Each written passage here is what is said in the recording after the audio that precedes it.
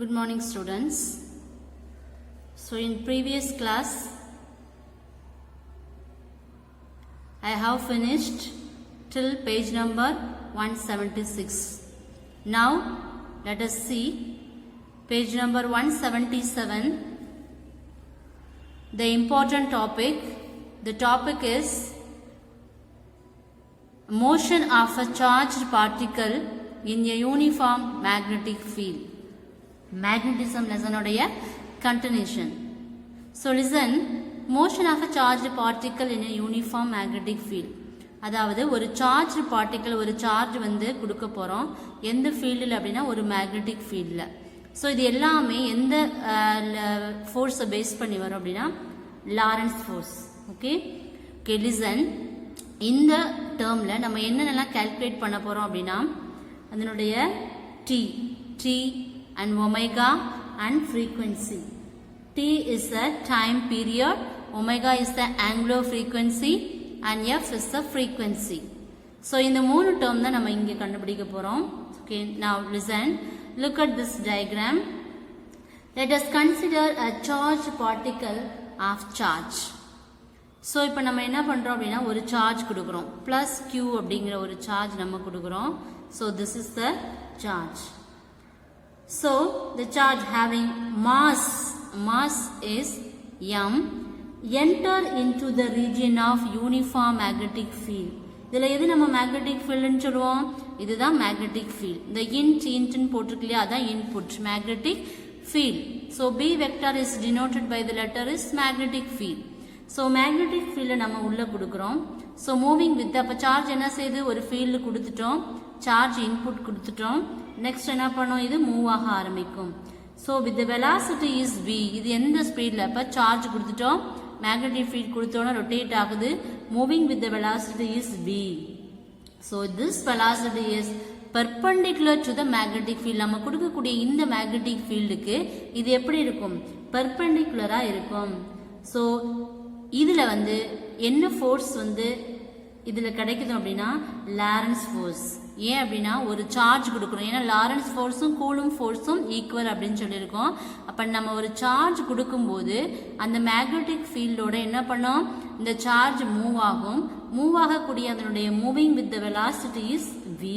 So the Lorentz force will be act. So the Lorentz force act on this direction.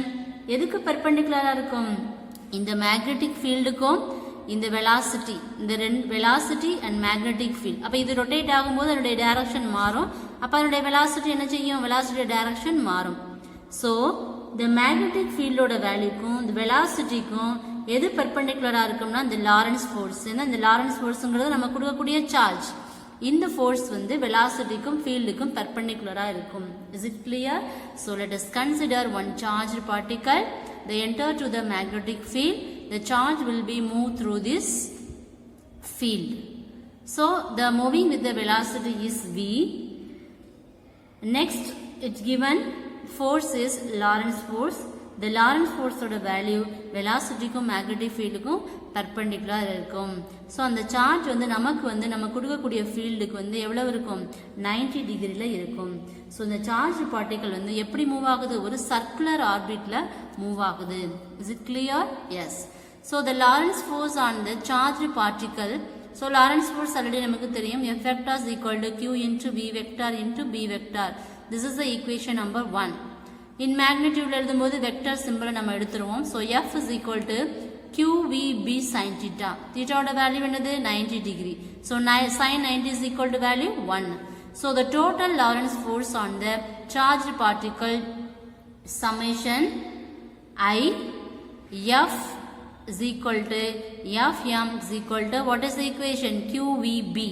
Because V cross B is equal to VB sin theta. A cross B na AB sin theta. At the same time V cross B means VB sin theta. இந்த charge வந்து for example இப்போ positive charge கொடுக்குறோம்னா charge எப்படி move ஆகும் அப்படின்னா anti clock wise டைரக்ஷன்ல move ஆகும். At the same time நம்ம கொடுக்கக்கூடிய இந்த சார்ஜ் வந்து நெகட்டிவ் சார்ஜாக இருந்துச்சுன்னா அது எப்படி ஆகும், கிளாக் வைஸ் டைரக்ஷன்ல மூவ் ஆகும்.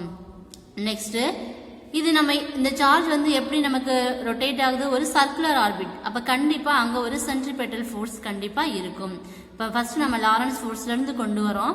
Lawrence force on the charge particle provide, அதுல இருந்து கிடைக்கக்கூடிய ஒரு ஃபோர்ஸ் தான் centripetal force. So towards the center of the circular orbit of radius r. So F is equal to centripetal force oda equation நமக்கு தெரியும் இல்லையா, F is equal to mv squared by r. This is the equation number 3. Then next term is Lorentz force is equal to centripetal force. So Lorentz force oda equation centripetal oda equations. So equal two equations. So இதுல இருந்து நம்ம r value கண்டுபிடிக்கணும். So mv squared by qv ன்னு கிடைச்சிரும் இல்லையா. So v get cancelled, remaining term mv by qb. This is the equation number 4. Then r is equal to p by, because momentum is equal to mass into velocity. So we have to put p by qb. So where p is equal to mass into velocity, இதைதான் நம்ம என்ன சொல்லுவோம், linear momentum அப்படின்னு சொல்லுவோம். Then next, t be the time period taken by the charged particle to complete one rotation. ஒரு rotation சுத்தி வர்றதுக்கு எவ்வளவு டைம் எடுக்குதுங்கிறத நம்ம first calculate பண்ணணும். So we have to use this formula, t is equal to 2 pi r by v. So already we know the value of r. So the r value இங்க substitute பண்றோம். So t is equal to 2 pi mv by qb by v. V get cancelled, remaining term you have to write 2 pi m by qb. So t oda value calculate பண்ணியாச்சு. T is equal to 2 pi m qb. So இதுதான் time ஓட value. So இந்த time ஓட வேல்யூக்கு another இன்னொரு பேர் இருக்கு, என்ன அப்படின்னா சைக்ளோட்ரான் பீரியட் அப்படின்னு சொல்லுவோம் இந்த டைம் பீரியட். நெக்ஸ்ட் இப்போ டைம் நம்ம கண்டுபிடிச்சாச்சு. அடுத்து என்ன கண்டுபிடிக்க போறோம், ஃப்ரீக்வன்சி. இப்போ ஒரு ரொட்டேஷனுக்கு எவ்வளவு டைம் ஆகுதுங்கிறத கண்டுபிடிச்சாச்சு. Next frequency. ஃப்ரீக்வன்சி அப்படின்னு சொன்னாமே அதோட ஃபார்முலா என்னது, 1/t. இப்போ ஆல்ரெடி t வேல்யூ தெரியும், சப்ஸ்டியூட் பண்ணி என்ன கண்டுபிடிக்கிறோம், ஃப்ரீக்வன்சி கண்டுபிடிக்கிறோம். In terms of angular frequency, அப்போ ஃப்ரீக்வன்சி தெரியும், டைம்ஸ் தெரியும். Next we have to calculate in terms of angular frequency. So omega is equal to theta by t. Theta ஓட value நமக்கு தெரியும் இல்லையா, 2 pi by t. So omega means omega ஓட value என்னது, 2 pi f. f ஓட value என்னது, 1/t. இதுதான் நம்ம இங்கே போட்டிருக்கோம், 2 pi f வந்து 1/t. இந்த டேர்ம் வந்து இங்க வரும், omega is equal to 2 pi f. So 2 pi f க்கு பதிலா 2 pi into f ஓட value 1/t. So we have to write 2 pi t. Next substitute the values. 2 pi into q by t ஓட value substitute பண்ணோம்னா 2 pi get cancelled, remaining term omega is equal to qb by m.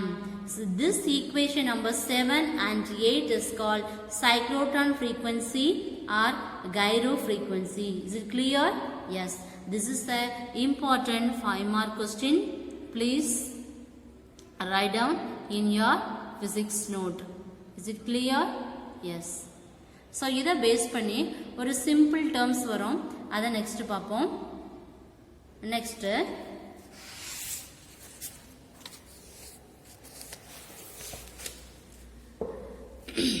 look at this diagram. Helical path of the electron in the uniform field.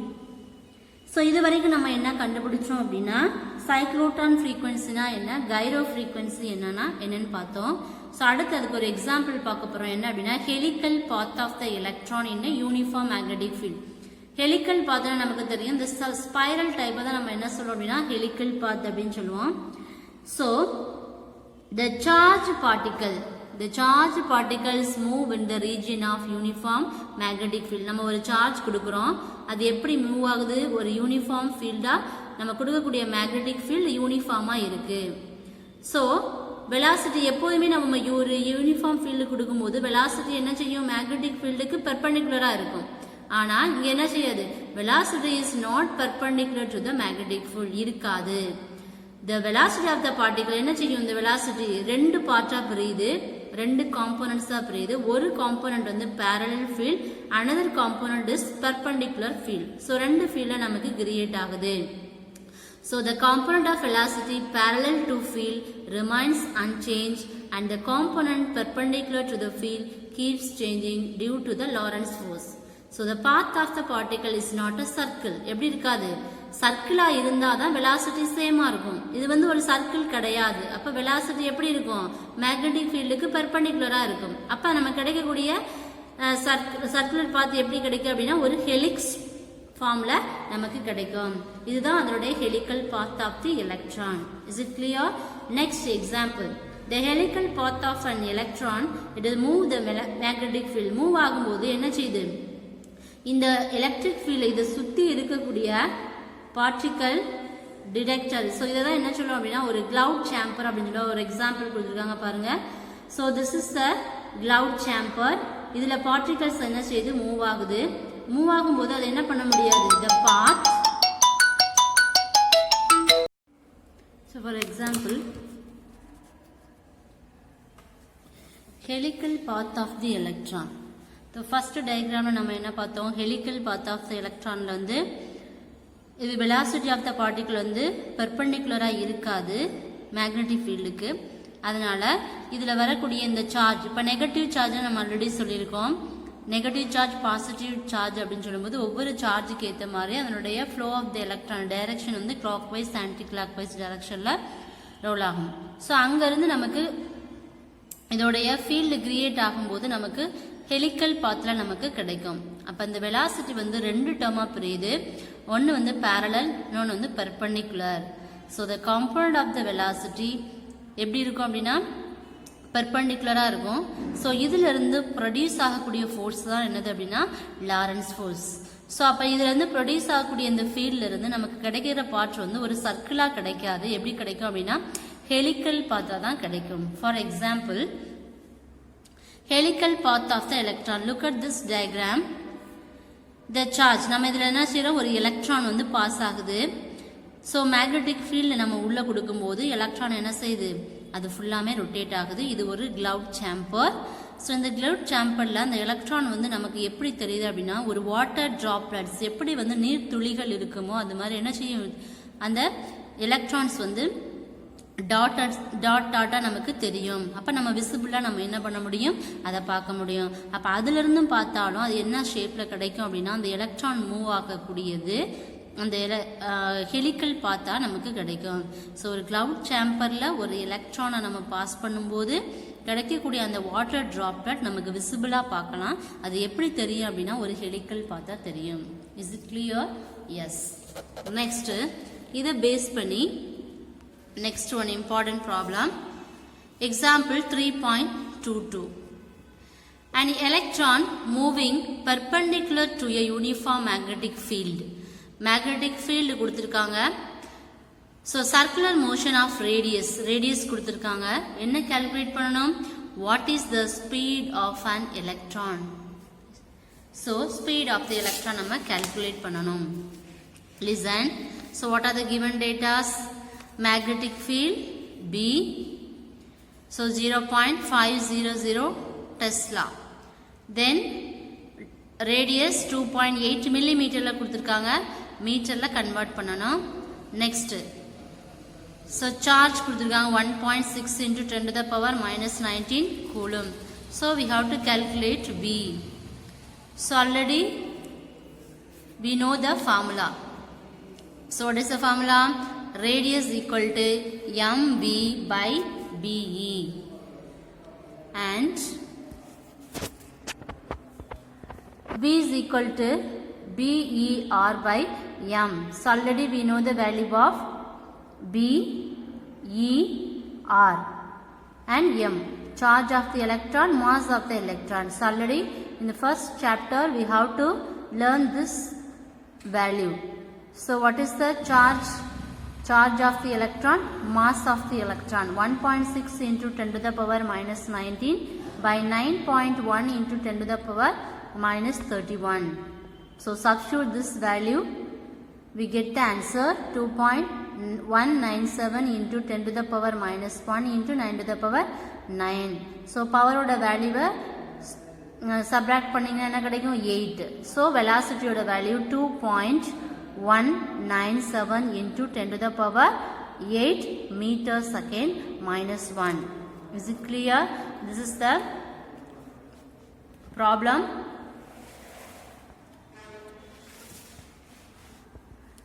So example 3.22 finished. Then next we have to see 3.23.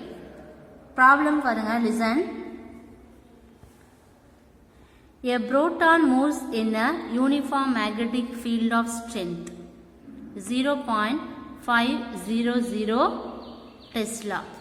Then directed along the x-axis. At initial time is t is equal to 0 second. Proton has velocity v. So already the value is given. So we have to calculate. So find at initial time what is the acceleration of proton. So என்ன கண்டுபிடிக்கணும்? Proton உடைய acceleration கண்டுபிடிக்கணும். Next is the path circular or helical. So போகக்கூடிய electron உடைய வே வந்து சர்க்குலரா இருக்கலாம் இல்ல ஹெலிக்கலா இருக்கலாம். ஹெலிக்கலா இருந்தா calculate the radius of helical trajectory and also calculate the pitch of the helix. Pitch of the helix is the distance traveled along the helix axis back revolution. So this is the question part. So இதில இருந்து நம்ம என்ன கண்டுபிடிக்கணும் அப்படினா, so the proton வந்து அதனுடைய புரோட்டானுடைய acceleration என்ன, அதில இருந்து அந்த ஹெலிக்ஸோட பிட்ச் வந்து எத்தனை டைம் நம்ம கம்பேர் பண்ணும்போது அந்த ஹெலிக்ஸோட பாத்துக்கு அதோட ரேடியஸ் வந்து எத்தனை டைம் இன்க்ரீஸ் ஆகுமா குறையுமாங்கிறத நம்ம பார்க்க போறோம். So first what are the given datas? So b vector is equal to 0.500 I cap. So already velocity value is given. Time is equal to 0 seconds. So we have to calculate acceleration and time. Because one revolution ஒரு circular path இருந்தாலும் helical path இருந்தாலும் ஒரு complete rotationக்கு எவ்வளவு time ஆகுதுங்கிறத calculate பண்ணணும். So already we know that the value mass of the proton, what is the value? 1.67 into 10 to the power minus 27 kilogram, and the value of E is equal to 1.6 into 10 to the power minus 19 coulomb. So இது எல்லாமே constant ஆன value. So next we have to calculate acceleration. Acceleration சொன்னாவே நமக்கு எந்த formula ஞாபகம் வரணும்? நியூட்டன்ஸோட second law. F is equal to ma. அதாவது இந்த acceleration கால்குலேட் பண்ணோம்னா F by force by mass. So magnetic field. So F b vector by mp. So இங்க நம்ம என்ன ஃபோர்ஸ் கிடைக்குது? லாரன்ஸ் ஃபோர்ஸோட ஈக்குவேஷன் எழுதிரோம். Mass of the proton. So எல்லாவோட வேல்யூவும் நமக்கு கொடுத்துருக்காங்க. இதை சிம்பிளிஃபை பண்ணீங்கன்னா we get the answer acceleration. Okay, so first we have to calculate acceleration. calculate பண்ணியாச்சு. Next radius of helical path. அந்த helical path ஓட radius கண்டுபிடிக்கணும். What is the formula? mv by b. இது வந்து mass of the proton and radius is equal to Vz by Be. Mass of the proton value already we know that, and velocity of the value, then magnetic field charge. So substitute the values, we get the answer 4.175 into 10 to the power minus 3 meter. The millimeter convert பண்ணீங்கன்னா 4.175 millimeter, because 10 to the power minus 3. So we have to write millimeter. Is it clear? Yes. So first write given data, next calculate acceleration, next radius of helical path, then next top term is third category. The pitch of the helix is the distance traveled along x-axis in time t. So p is equal to pitch. Pitch is equal to velocity into time. So we have to write vx into t. So already you know that formula t. What is omega? Omega is equal to 2 pi f. So one revolution சுத்தணும் அப்படின்னா அதோடைய formula என்னது? t is equal to 2 pi by omega. So 2 pi mass of the proton by Be. இது எல்லாமே நம்ம முன்னாடி நம்ம derive பண்ண questionsல உள்ள formulas தான் அப்படியே நம்ம யூஸ் பண்றோம். formulas ரைட் பண்ணி இந்த values சப்ஸ்டிட்யூட் பண்ணிருக்கேன். ஈஸியான டர்ம்ஸ் தான், மேத்தமெட்டிக்கல் டர்ம்ஸ் உங்களுக்கு புரியும்.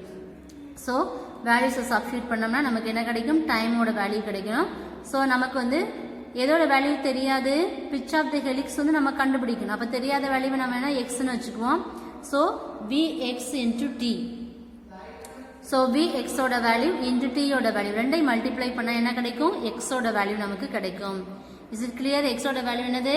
25.56 அப்படின்னு கிடைக்கும். இந்த 56 நம்ம எப்படி எழுதலாம்? 6 into 10 to the power minus 3. அப்ப நம்ம எப்படி எழுதலாம்? 25.56 millimeter. Is it clear? Yes. This is also important problem. And next problem, example 3.24. Listen. Two singly ionized isotopes of uranium. Uranium கொடுத்திருக்காங்க. Uranium 92-235 and uranium 92-238. So isotopes, isotones இது எல்லாமே நம்ம 11th standardல படிச்சிருக்கோம். So what do you mean by isotopes? Isotones படிச்சிருக்கோம் இல்லையாப்பா? So uranium nucleus எடுக்கிறோம். uranium nucleus ஓட atomic number, mass number கொடுத்திருக்காங்க. uranium 235 என்ன, 238 என்ன. So isotopes have same atomic number, but isotopes நமக்கு தெரியும் atomic number same இருக்கும், but mass number is different. So the velocity value is given into a magnetic field of strength. Magnetic field கொடுத்திருக்காங்க. Compute the distance between the two isotopes after they complete a semicircle. So isotopes நமக்கு தெரியும் mass number different இருக்கும், atomic number same இருக்கும். So the compute the time taken by each isotope to complete one semicircular path. அதாவது ஒரு semicircular path சுத்துறதுக்கு எவ்வளவு அது time எடுக்கும். இப்போ ஐசோடோப்ஸோட மாஸ் வேல்யூ கொடுத்துட்டாங்க. யுரேனியம் உடைய 235 ஓட மாஸ் நமக்கு கொடுத்துருக்காங்க and 238 ஓட மாஸ் கொடுத்துருக்காங்க. So look at this diagram. So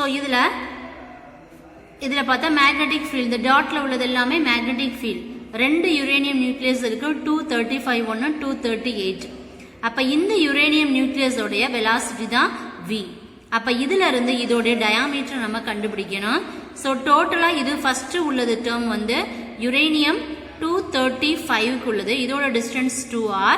அடுத்து உள்ளது 238, இதோட டிஸ்டன்ஸ் 2r and 238. இதோட டயாமீட்டர் கண்டுபிடிக்கணும். என்ன பண்ணுவோம், இந்த ரெண்டோட டிஸ்டன்ஸ் நம்ம சப்ட்ராக்ட் பண்ணலாமா? சோ இதுதான் क्वेश्चन.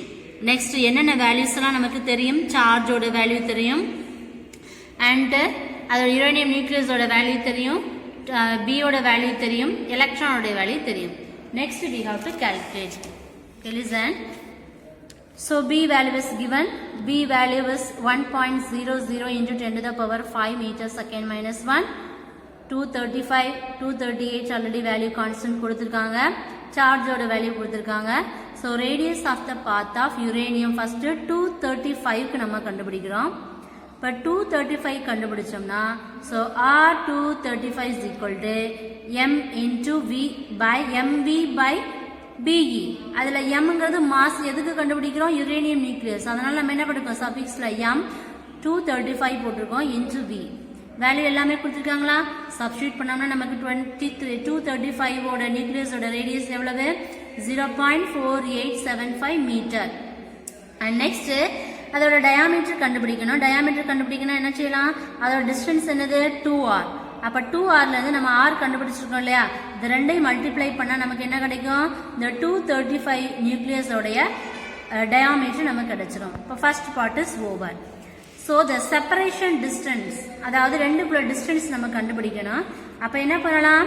del d யுரேனியம் 238 ஓட வேல்யூ நமக்கு தெரியும், minus 235 ரெண்டையும் சப்ட்ராக்ட் பண்ணோம்னா என்ன கிடைக்கும்? 1.25 சென்டிமீட்டர். ஓகே, ஸோ ஃபர்ஸ்ட் ஒரு பாத்தோடைய ரேடியஸ் கண்டுபிடிச்சிட்டு ரேடியஸ்ல இருந்து டயாமீட்டர் கண்டுபிடிக்கிறோம். ரெண்டுக்கும் உள்ள செப்பரேஷனை ஸ்பிளிட் பண்ணி ரெண்டோட டிஸ்டன்ஸ் டயாமீட்டர் கால்குலேட் பண்ண ரெண்டையும் சப்ட்ராக்ட் பண்றோம். சப்ட்ராக்ட் பண்ணா we get the answer 1.25 meter. The next part is semicircular path. Next என்ன கண்டுபிடிக்க போறோம்? semicircular path. So அதோட time T235 is equal to அப்ப diameter by V. நமக்கு இதோட diameter நமக்கு தெரியும் இல்லையா? So by V. இது ரெண்டையும் மல்டிப்ளை பண்ணோம்னா என்ன கிடைக்கும் நமக்கு? 9.75 10 to the power minus 6. அதனால நம்ம என்ன போட்டிருக்கோம்? Micro second. And T238 is equal to D by V. இப்போ இதோட வேல்யூ நமக்கு தெரியும் by velocityயோட வேல்யூ. இந்த ரெண்டையும் மல்டிப்ளை பண்றோம், இதுவும் நமக்கு 10 to the power minus 6. இப்போ 9.875 மைக்ரோ செகண்ட் நமக்கு கிடைக்கும். Is it clear? Yes. So இது வரைக்கும் நம்ம என்னென்ன பார்த்துருக்கோம் அப்படிங்கிறத ஒரு வியூ பார்ப்போம். ஃபர்ஸ்ட் நம்ம என்ன பார்த்தோம் அப்படின்னா motion of a charge particle in the uniform field. இது ஒரு இம்பார்ட்டன்டான 5 மார்க் கொஸ்டின். ஸோ இந்த 5 மார்க் கொஸ்டினுக்கு அப்புறம் நம்ம என்ன பார்த்தோம்னா எக்ஸாம்பிள் 3.22. நெக்ஸ்ட் என்ன பார்த்தோம்னா எக்ஸாம்பிள் 3.23 23 பார்த்துருக்கோம். நெக்ஸ்ட் என்ன பார்த்தோம் அப்படின்னா எக்ஸாம்பிள் 24. ஸோ அதுக்கு இடையில நம்ம இந்த ஹெலிக்கல் பார்த்து வச்சு ஒரு எக்ஸாம்பிள் புக்கில் பார்த்தோம். So next term semicircular path எல்லாமே பார்த்துட்டோம். ஸோ இதோட இந்த எக்ஸாம்பிள் முடிஞ்சிச்சு. நெக்ஸ்ட் என்ன பார்க்க போகிறோம் அப்படின்னா அதே டேர்மில் ஒரு இம்பார்ட்டன்டான 5 mark question, same concept use பண்ணி motion of a charged particle under crossed electric and magnetic field, that means velocity selector அப்படின்னு சொல்லுவோம். அதாவது ஒரு சார்ஜ் நம்ம கொடுக்கும்போது இது வரைக்கும் நம்ம என்ன பண்ணோம், ஒரு மேக்னெட்டிக் ஃபீல்டில் கொடுத்து சார்ஜ் கொடுத்தா எப்படி மூவ் ஆகும். ஆனால் இதில் என்ன பண்ண போகிறோம், எலக்ட்ரிக் ஃபீல்டும் கொடுக்க போகிறோம், மேக்னெட்டிக் ஃபீல்டும் கொடுக்க போகிறோம். அப்போ 2 ஃபீல்டும் கொடுக்கும்போது என்ன விதமான ஃபோர்ஸ் நமக்கு ப்ரொடியூஸ் ஆகுது, அதுலேருந்து நம்ம எப்படி ஃபீல்டை வந்து கால்குலேட் பண்ண போகிறோம், ஃபோர்ஸோட வேல்யூவை கால்குலேட் பண்ணுவோம். 2ஓட ஃபீல்டை பொறுத்து அதோடைய வெலாசிட்டி என்னங்கிறத நம்ம கண்டுபிடிக்க போகிறோம். ஸோ நார்மலாக நம்ம கொடுக்கக்கூடிய எலக்ட்ரிக் ஃபீல்டோட டைரக்ஷன் இது, மேக்னெட்டிக் ஃபீல்டோட டைரக்ஷன் இது. So let us consider charge. So Q is the charge. இதில் வந்து Qங்கிறது என்னது, charge, and plus Q is the charge and mass. So mass is the M and uniform field, this is the magnetic field. So இதுதான் நம்ம என்ன சொல்லுவோம் அப்படின்னா B vector, magnetic field. இங்க என்ன field கொடுக்கிறோம், electric fieldம் கொடுக்கிறோம், magnetic fieldம் கொடுக்கிறோம். So this is the direction of the field. So one is the crossல, ஒன்னு டாட்ல இருக்கு இல்லையா. ஸோ இது வந்து இன்புட்டு, இது அவுட்புட். ஸோ இதுக்கு ஒரு ஃப்ரீ பாடி டயக்ராம் போட்டிருக்காங்க பாருங்க. இதுதான் நம்ம எழுதக்கூடிய சார்ஜ். இந்த சார்ஜ்ல இருந்து 2 விதமான ஃபோர்ஸ் வந்து ரியாக்ட் ஆகுது. ஒன்று வந்து அப்வர்ட் ஃபோர்ஸ், இன்னொன்று வந்து டவுன்வர்ட் ஃபோர்ஸ். அப்வர்ட் ஃபோர்ஸுங்கிறது மேக்னெட்டிக் ஃபோர்ஸ், டவுன்வர்ட் ஃபோர்ஸுங்கிறது எலக்ட்ரிக்கல் ஃபோர்ஸ். ஏன்னா ஒரு எலக்ட்ரிக் ஃபீல்டும் ஒரு மேக்னெட்டிக் ஃபீல்டு கொடுக்கும்போது நமக்கு எந்த ஃபோர்ஸ் ப்ரொடியூஸ் ஆகுது. ஸோ இது வந்து அதனுடைய வெலாசிட்டியை வந்து வீன் டினோட் பண்ணுவோம். ஸோ மேக்னெட்டிக் ஃபோர்ஸ் என்ன, எலக்ட்ரிக் ஃபோர்ஸ் என்ன. ஸோ ஆல்ரெடி ஒரு சார்ஜ் கொடுத்துட்டோம்னாவே கண்டிப்பாக அங்கே என்னெல்லாம் நம்ம என்ன ஃபோர்ஸ் அப்ளை பண்ணுறோம், கூலும் ஃபோர்ஸ். அப்போ கூலும் ஃபோர்ஸு, லாரன்ஸ் ஃபோர்ஸ் ரெண்டையுமே யூஸ் பண்ணி இந்த வெலாசிட்டி செலக்டார் அப்படிங்கிறதுல எப்படி வெலாசிட்டி மூவ் ஆகுது அப்படிங்கிறத நம்ம பார்க்க போகிறோம். ஓகேயா. ஸோ நெக்ஸ்ட் இதுலேருந்து நம்ம என்ன தெரிஞ்சுக்கணும் அப்படின்னா இந்த எலக்ட்ரிக் ஃபீல்டு, அந்த மேக்னெட்டிக் ஃபீல்டு வந்து எப்படி போகும் அப்படின்னா ஒரு யூனிஃபார்மாக போகும். So the path of the particle, அப்போ நம்ம கிடைக்கக்கூடிய பாத் எப்படி கிடைக்கும்னா ஒரு ஹெலிக்கல் பாத்தாக தான் கிடைக்கும். ஆனால் நம்ம கொடுக்கக்கூடிய ஃபோர்ஸ் என்னது, ஒரு லாரன்ஸ் ஃபோர்ஸும் ஒரு கூலும் ஃபோர்ஸும் கொடுக்குறோம். அப்போ லாரன்ஸ் ஃபோர்ஸுங்கிறது ஒரு மேக்னெட்டிக் ஃபீல்ட், கூலும் ஃபோர்ஸுங்கிறது ஒரு எலக்ட்ரிக் ஃபீல்ட். இந்த 2 கொடுக்கும்போது இந்த லாரன்ஸ் ஃபோர்ஸ் என்ன செய்யும் அப்படின்னா பெர்பெண்டிகுலர், அந்த மேக்னெட்டிக் ஃபீல்டுக்கு வந்து பெர்பெண்டிகுலராக இருக்கும். இப்போ லாரன்ஸ் ஃபோர்ஸ் கொடுத்தோம் அப்படின்னா இந்த லாரன்ஸ் ஃபோர்ஸ் வந்து நம்ம கொடுக்கக்கூடிய இந்த மேக்னெட்டிக் ஃபீல்டுக்கு பெர்பெண்டிகுலராக இருக்கும். இப்போ பெர்பெண்டிகுலராக இருந்துச்சு அப்படின்னா இந்த 2 ஃபீல்டுமே என்ன செய்யும், ஒன்னோட ஒன்று. இப்போ மேக்னெட்டிக் ஃபீல்டு கொடுத்தா என்ன ரியாக்ட் பண்ணுதோ அதே தான் என்ன செய்யும் எலக்ட்ரிக் ஃபீல்டு கொடுக்கும்போது நமக்கு நடக்கும். இந்த மாதிரி இந்த எலக்ட்ரிக் ஃபீல்டு மேக்னெட்டிக் ஃபீல்டு மாறி மாறி என்ன பண்ணும், ஒரு ரீஅரேஞ்ச்மெண்ட். ஃபர்ஸ்ட் ஒரு ஃபீல்டு கொடுக்கும்போது என்ன பண்ணுது, தென் மேக்னெட்டிக் ஃபீல்டு கொடுக்கும்போது அதுவே என்ன செய்யும், 2ஓட ப்ராசஸை பொறுத்து 2 ஃபீல்டும் கிரியேட் ஆகிறதுக்கு பேர் தான் நம்ம என்ன சொல்லுவோம் அப்படின்னா கிராஸ். இப்போ வந்து எப்படி கொடுக்கணும், இப்போ எலக்ட்ரிக் ஃபீல்டில் இந்த டைரக்ஷனில் கொடுத்தோம் அப்படின்னா மேக்னெட்டிக் ஃபீல்டில் இந்த டைரக்ஷனில் தான் கொடுக்கணும். இதை தான் நம்ம என்ன சொல்லுவோம், கிராஸ் ஃபீல்டு அப்படின்னு சொல்லுவோம். இந்த 2 ஃபீல்டையும் சேமாக கொடுத்துட்டோம்னா என்ன செய்யாது, இந்த ஃபீல்டு வந்து கரெக்டாக ரீச் ஆகாது. அப்போ எலக்ட்ரிக் ஃபீல்டோட டைரக்ஷன் இந்த சைடு இருந்துச்சுன்னா மேக்னெட்டிக் ஃபீல்டு ஆப்போசிட் டைரக்ஷனில் இருக்கணும். இதுதான் கிராஸ் ஃபீல்டு அப்படின்னு சொல்லுவோம். Okay listen. ஸோ இந்த மோஷன் ஆஃப் த பார்ட்டிக்கலை ஸோ வெலாசிட்டி நம்ம கொடுக்கக்கூடிய வெலாசிட்டி இன்புட் இதில் கொடுக்கக்கூடிய ஃபீல்டு ஒரு மேக்னெட்டிக் ஃபீல்டும் எலக்ட்ரிக் ஃபீல்டும் இதில் இருக்கக்கூடிய மேக்னெட்டிக் ஃபீல்டு யூனிஃபார்மாக இருக்கும். இந்த 2 டைப் ஆஃப் த ஃபோர்ஸ் இருக்கு. ஒன்று லாரன்ஸ் ஃபோர்ஸ், இன்னொன்று என்னது கூலும் ஃபோர்ஸ். ஸோ நம்ம கொடுக்கக்கூடிய 2 ஃபோர்ஸ்லையும் வந்து ஒன்று கூலும் ஃபோர்ஸை டிபெண்ட் பண்ணி எலக்ட்ரிக் ஃபீல்டு கொடுக்குறோம். லாரன்ஸ் ஃபோர்ஸ்னா மேக்னெட்டிக் ஃபீல்டு, கூலும் ஃபோர்ஸ்னா எலக்ட்ரிக் ஃபீல்டு. 2 ஃபீல்டையும் ஆப்போசிட் டைரக்ஷனில் கொடுக்கணும். ரெண்டும் என்ன செய்யாது, ஒன்னோட ஒரே மாதிரியாக வரக்கூடாது. ஸோ இதைத்தான் நம்ம சொல்லுவோம் கிராஸ் ஃபீல்டு அப்படின்னு சொல்லுவோம். So at crossed electric and magnetic fields, the moving charged particle experience both Coulomb force. Coulomb force na electric force and Lorentz force. எதுக்கு பெர்பெண்டிகுலரா இருக்கும்? இந்த மேக்னெட்டிக் ஃபீல்டுக்கும் வெலாசிட்டிக்கும் பெர்பெண்டிகுலரா இருக்கும் நம்ம கொடுக்கக்கூடிய 2 ஃபோர்ஸும். அப்ப already we know the value. So இந்த டேர்ம் தெரியறதுக்கு முன்னாடி பேசிக்கா நமக்கு என்ன தெரியணும்? எலக்ட்ரிக் ஃபீல்டுனா என்னன்னு தெரியும். Electric field is equal to force by charge. இப்போ நீங்க ஃபோர்ஸ் கண்டுபிடிக்கணும்னா என்ன பண்ணுவோம்? Electric field into charge. இப்போ F proportional Q into V அப்படின்னா mass magnitude of the force, magnetic force வந்து என்ன கிடைக்கும்? QVB sin θ. ஸோ அப்போ FM இதை வெக்டார்ல எழுதும்போது Q into V cross B. Because VB sin θங்கிறத நம்ம எப்படி எழுதுவோம்? V vector cross B vector. இந்த டேர்ம் அதை நம்ம எங்கே யூஸ் பண்றோம்? ஏன்னா இதுல ஃபோர்ஸ் 2 ஃபோர்ஸ் இருக்கு. இது வந்து சார்ஜ், இது கூலும் ஃபோர்ஸ், இது வந்து லாரன்ஸ் ஃபோர்ஸ். ஸோ QEன்னு சொல்லுவோமா சார்ஜ? அப்போ கூலும் ஃபோர்ஸ் எழுதியிருக்கோம், லாரன்ஸ் ஃபோர்ஸ் இருக்கும். காமன் டேர்மை வெளியில் எடுத்திருக்கோம், ரிமைனிங் டேர்மை எழுதியிருக்கோம். This is equation number 1. Next, the Lorentz force on the charged particle acts. Lorentz force எங்க react ஆகும்? upward direction.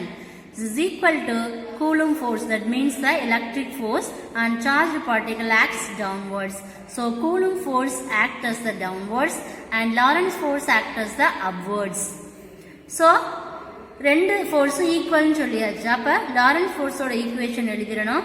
எழுதிட்டு அதுக்கப்புறம் என்ன எழுதணும்? கூலும் ஃபோர்ஸோட ஈக்குவேஷன் எழுதணும். So QV0B is equal to EQ. QQ get cancelled. Remaining term V0 is equal to E by B. This is the equation number 2. So இதுல இருந்து நம்ம என்ன கண்டுபிடிச்சிருக்கோம் அப்படின்னா, 2 ஃபோர்ஸ் கொடுக்குறோம். அப்வர்ட் ஃபோர்ஸ் வந்து லாரன்ஸ் ஃபோர்ஸ், டவுன்வர்ட் ஃபோர்ஸ் வந்து electric force. இந்த 2 ஃபோர்ஸை ஈக்குவல் பண்ணி நமக்கு கிடைக்கக்கூடிய வெலாசிட்டி தான் V0 is equal to E by B. இதுல 3 கேட்டகரி இருக்கு. வெலாசிட்டி greater than V0 இருந்துச்சுன்னா particle is deflected upwards along the magnetic force. That means at the same time V less than 0 இருந்துச்சுன்னா particle is deflected downwards along Coulomb force. At the last term is V is equal to V0. இதுல என்ன இருக்காது? எந்த டிஃப்ளெக்ஷனுமே இருக்காது. because there is equal. So velocity செலக்டருங்கிறது என்ன அப்படின்னா, ஒரு எலக்ட்ரிக் மேக்னெட்டிக் ஃபீல்டு 2 ஃபீல்டு எடுத்தோம்னா particle with particular speed can be selected. இந்த மாதிரி அரேஞ்ச்மெண்ட் உள்ள அந்த 2 ஃபீல்டு தான் நம்ம என்ன சொல்லுவோம் அப்படின்னா வெலாசிட்டி செலக்டர் அப்படின்னு சொல்லுவோம். Is it clear? Yes, this is the important 5 mark question. Listen to it. Yes, please write down in your note. This is the important 5 mark question. The velocity selector first எழுதிக்கோங்க. Next அதோடைய diagram கவர explanation, then next அதனுடைய important cases. Is it clear? Yes, இதை base பண்ணி ஒரு இம்பார்ட்டன்டான problem இருக்கு. அந்த ப்ராப்ளம் மட்டும் இப்ப பார்த்துடலாம். 3.25. E be the electric field of magnitude, value is given. B the magnetic field magnitude. Suppose an electron is accelerated with a potential of 200 volt. Will it shows zero deflection? If not, at what potential will it shows zero deflection? So இதுல இருந்து என்ன கண்டுபிடிக்கணும்? magnetic field கொடுத்திருக்காங்க. next electron உடைய potential கொடுத்திருக்காங்க. ஆனா இதுல என்ன நடக்கும்? எந்த டிஃப்ளெக்ஷனுமே இருக்காது. இல்லைனா பொட்டன்ஷியல் வந்து எப்படி வந்து ஏன் வந்து அது ஜீரோ டிஃப்ளெக்ஷன்ல இருக்கு அப்படிங்கறத நம்ம என்ன செய்யணும்? கால்குலேட் பண்ணணும். சோ அதுக்கு what are the given datas? The value of E is equal to 6.0 into 10 to the power 6 Newton Coulomb minus 1. B is equal to 0.83 Tesla. V is equal to 200 volt. So V ஓட value கண்டுபிடிக்கணும். Then next என்ன கண்டுபிடிக்கணும்? V velocity is 200 volt நம்ம வந்து 200 volt வந்து கொடுத்திருக்காங்களாப்பா potential அது. then V naught. so velocity of the electron formula நமக்கு தெரியும் V is equal to E by B. E ஓட வேல்யூ தெரியும், B ஓட வேல்யூ தெரியும். ரெண்டையும் டிவைட் பண்ணீங்கன்னா what is the answer? 7.229 into 10 to the power 6 meter second minus 1. at the same time V tends to V 200 இருந்துச்சு அப்படின்னா half mv square 200 is equal to EV. இப்போ இதில் நம்ம என்ன கண்டுபிடிக்கணும்? பொட்டன்ஷியல் 200க்கு வந்து எவ்வளவு கிடைக்கும் அப்படிங்கிறத கண்டுபிடிக்கணும். V ஸ்கொயர்டா இருந்துச்சு அப்படின்னா V 200 இருந்துச்சா ஸ்கொயர் ரூட் எடுப்போமா? இதில் எல்லா வேல்யூமே கொடுத்துருக்காங்க. அதை சிம்பிளி பண்ணீங்கன்னா என்ன கிடைக்கும்? 8.386 into 10 to the power 6 meter second minus 1. the next greater இருந்துச்சுன்னா இந்த velocity potential வந்து greater than velocity இருந்துச்சு அப்படின்னா electron is deflected towards directed of Lorentz force. so half mv square is equal to EV naught. so V naught is equal to mv squared by 2E. the value is given. so substitute the equation, we get the answer. V naught is equal to 148.6 volt. is it clear? yes. so this is the important problem.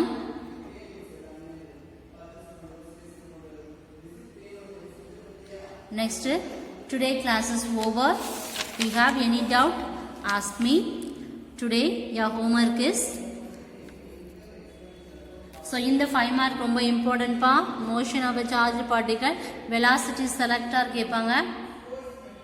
so அது பார்த்துக்கங்க. next, derive an expression for the motion of a charged particle in a uniform magnetic field. important 5 mark question. explain about velocity selector and example 23 and 24. dear students, please don't waste your time. please utilize this time. so study this question. the unit 3rd remaining portion we will see next class. thank you students. thank you.